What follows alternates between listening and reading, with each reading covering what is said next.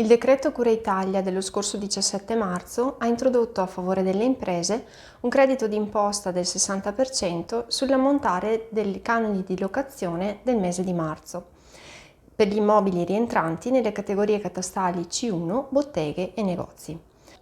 Il credito d'imposta si applica alle imprese che sono state costrette alla chiusura a seguito del decreto dello scorso 11 marzo.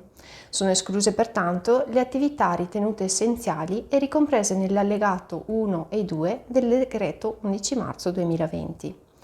Presupposto è essere conduttori di un contratto di locazione di immobile C1 in corso di validità, quindi non risolto e non scaduto. Il credito d'imposta è utilizzabile esclusivamente in compensazione tramite modello F24. A tal fine è stato istituito il nuovo codice tributo 6914, credito d'imposta, canoni di locazione, botteghe e negozi.